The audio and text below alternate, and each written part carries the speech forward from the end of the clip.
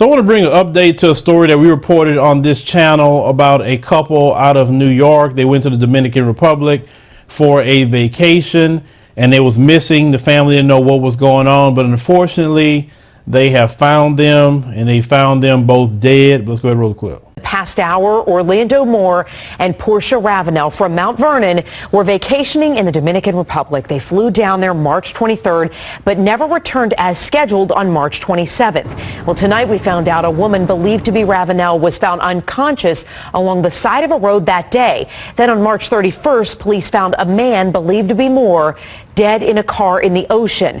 Now, the woman later passed away at a hospital. Tonight, police said the victims had no identification on them, but they matched the couple's description. They hope that fingerprints or some other physical evidence will lead to a positive ID. Now, when the previous video, when I talked about them possibly in a car accident, that's exactly what happened. They rented a car, and that map that they was going to drive, that flight was 2 o'clock in the morning. And so they left the hotel to drive to that particular airport.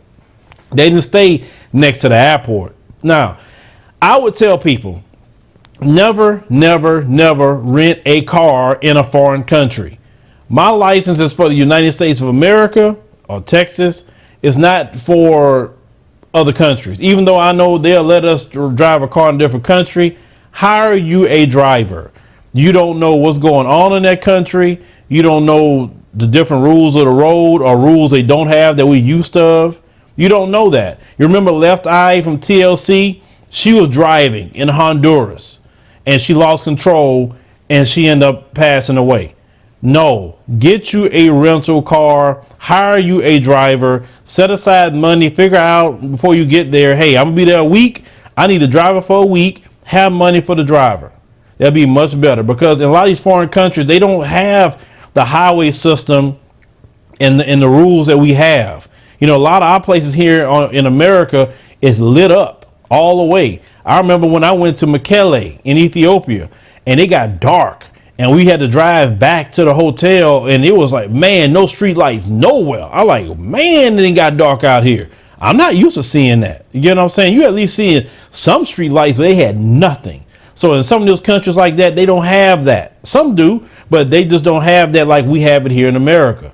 So that's why, to me, it's not good. And sometimes you don't even need to be driving at night in some places, because when we was trying to go from Mekelle to Axum in Ethiopia, and you got to ride along that mountainside, and you only can do it in daylight.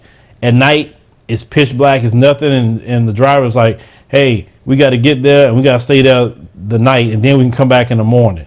You get what I'm saying? So sometimes it's like that in some of those countries. So just like I said, be careful, plan your thing out the right way. If you got to spend just a little bit more money on a driver, do that. It's better to be safe and get a reputable driver, a driver that a company that they specialize in. Do that, because you know you want to go and explore the world and be safe. I know some people are saying that, oh well, some of them don't like us in the Dominican Republic and they treat us a certain way.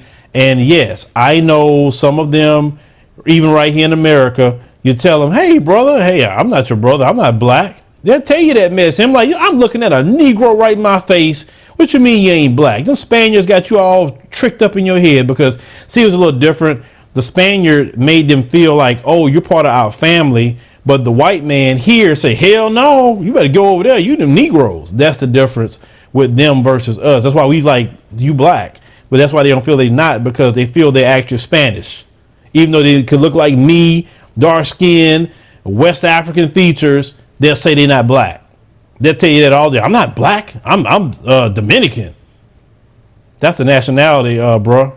Racially, what are I ain't black. Don't you call me no black. Like, I sat there and shake my head. I'm like, you know, and I know if some Dominican person watching, yes, I'm talking about you, because it's ridiculous. It is so ridiculous. Do a DNA test, it's gonna say African all day. You're not no Spaniard. A Spaniard is a European. That's white. You're not that. You're part of the African family, you know, and you treat your Haitian brother and sister like crap, like you're so much better. We all black at the end of the day. That Spaniard, like I said, got your head twisted up just so you can speak a different language. But leave me a comment, no think about this particular story. But I hate this happened to this brother and sister. I really, really hate this. I mean, it's horrible, but just we have to learn from every story that we produce. When you go to a different country, stay at a 4 to 5 star hotel.